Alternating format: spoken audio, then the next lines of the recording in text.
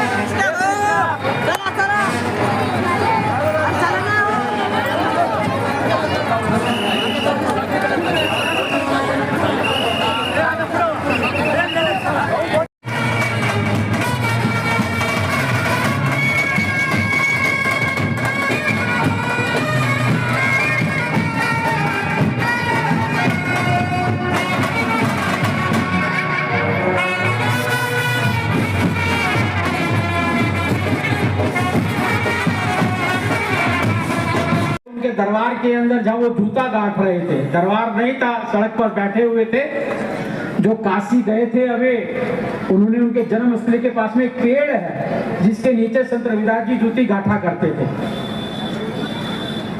जब वहां पे रहा, राजा ने कहा कि महाराज कंगन चाहिए मेरे को, मेरा तो घर बर्बाद हो जाएगा।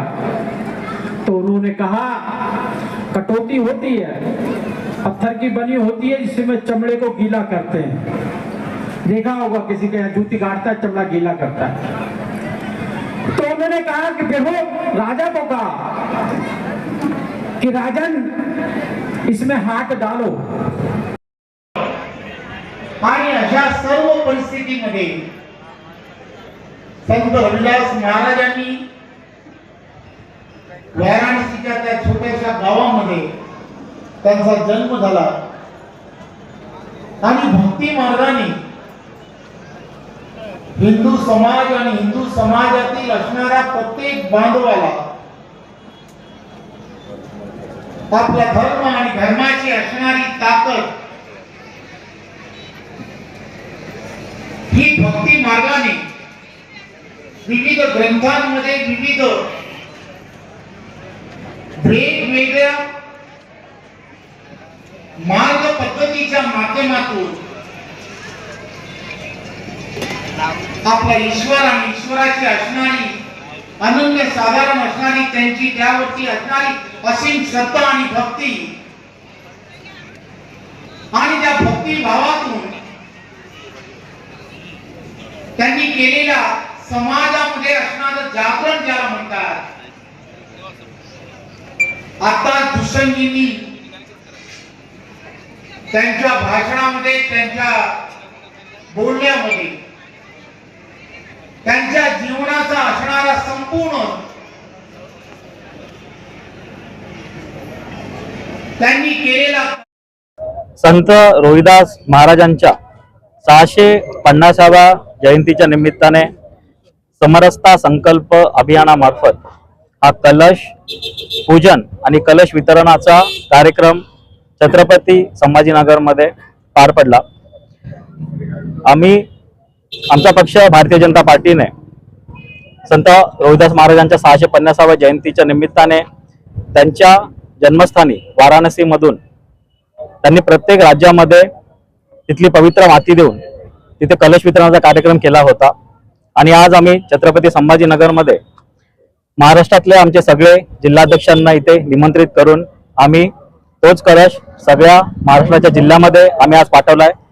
आणि तो प्रत्येक जिल्ह्यामध्ये जाऊन प्रत्येक जिल्ह्याच्या आमच्या मंडळामध्ये तो कलश जाणार आहे आणि तिथून तो जास्तीत जास्त लोकांपर्यंत पोहोचवून या कलशाच्या मार्फत आणि या कार्यक्रमाच्या मार्फत संत रोहिदास महाराजांचे जे पवित्र विचार होते, समरसता, समता, बंधुता, न्याय, हे त्यांचे जे विचार होते हे जास्तीत जास्त लोकांपर्यंत कसे पोहोचतील ह्याच्याबद्दल हा कार्यक्रम आम्ही केला.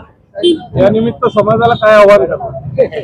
या निमित्त समाजाला सांगेन की संत महाराजांची जी शिकवण होती, समरसता, समानता, बंधुता, न्याय, ही शिकवण 650 वर्षापूर्वी त्यांनी दिली होती आणि आज आपण बघत आहात की डॉक्टर बाबासाहेब आंबेडकरांनी जे आपल्याला संविधान दिलंय त्यांनी सुद्धा त्याच्यामध्ये जे स्वातंत्र्य, समता, न्याय हे जे मूल्य घेतलेले आहेत ह्याची पेरणी कुठेतरी संत रविदास महाराजांनी 650व्या वर्षी केली होती आणि मला असं वाटतं की त्यांनी दिलेली शिकवण ही आपण स्वतः आपल्या आचरणात आणली पाहिजे. आणि आपली येणारी जी पिढी आहे, आपण बघत आहात की सध्या जे काही ग्लोबलायझेशन चालू आहे त्याच्यामुळे आपली येणारी पिढी ही भरकटू शकते, तर ती भरकटू नये ह्या निमित्ताने आपल्या देशाची संस्कृती, आपल्या देशातले महापुरुषांचे ज्ञान आपण पुढच्या पिढीला द्यावे. तर याच निमित्ताने मी आवाहन करतो सगळ्यांना की संत रोहिदास महाराजांचे जे विचार आहेत हे आपण आपल्या पुढच्या पिढीपर्यंत पोहोचवावे. धन्यवाद. पद्धत काय असणार आणि किती दिवस हे चालणार? हा आमचा जो कार्यक्रम आहे समरसता संकल्प अभियान, हा जुलै ते फेब्रुवारी 20 इथपर्यंत चालणार, 6 महिन्याचा पूर्ण कार्यक्रम आहे आमचा. ह्याच्यामध्ये आम्ही विविध सामाजिक, सांस्कृतिक असे कार्यक्रम घेणार आहोत. कलश वितरणाची पद्धत काय असणार जिल्हावाईज? कलश वितरण म्हणजे हा कलश आता आम्ही पूर्ण मंडळापर्यंत घेऊन जाणार आहे. तिथून तो तिथले काही मंदिरं असतील किंवा काही संतांचे मठ असतील, अजून काही समाज मंदिर असतील, हा तिथे घेऊन जाणार आहे किंवा अजून कुठल्या वस्त्या असतील त्या वस्त्यापर्यंत घेऊन जाणार आहे आणि अखेरीस हा कलश आम्ही नंतर विसर्जित करणार आहे.